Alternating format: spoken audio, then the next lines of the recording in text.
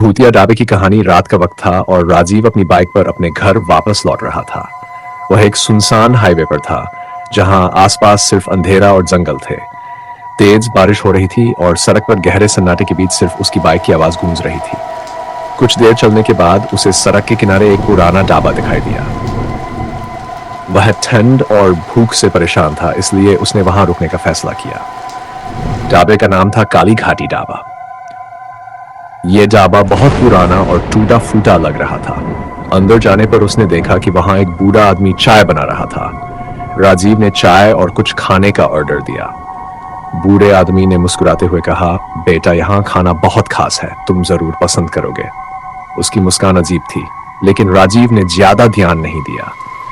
खाना खाने के बाद राजीव ने महसूस किया कि उसकी आंखें भारी हो रही हैं। उसे ऐसा लगा जैसे उसकी पूरी ताकत खींची जा रही हो।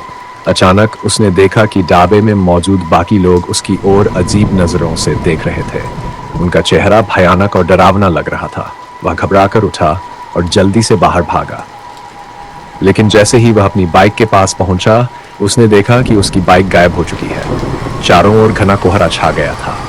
तभी उसने पीछे से किसी के हंसने की आवाज सुनी। उसने मुड़कर देखा तो वही बूढ़ा आदमी खड़ा था, लेकिन अब उसका चेहरा एकदम सफेद और आंखें चमक रही थी। तुम यहां से बचकर नहीं जा सकते, बूढ़े ने कहा।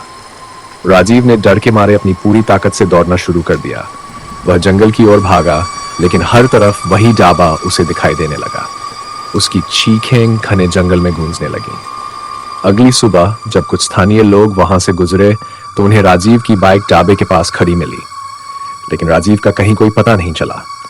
लोगों का कहना है कि जो भी उस काली घाटी ढाबा में रुकता है वो फिर कभी वापस नहीं आता। आज भी वो ढाबा उसी तरह खड़ा है, जैसे किसी का इंतजार कर रहा हो। अगर आप कभी उस रास्ते पर जाएं तो वहां रुकने की गलती ना करें, क्योंकि हो सकता है अगला शिकार आप हो।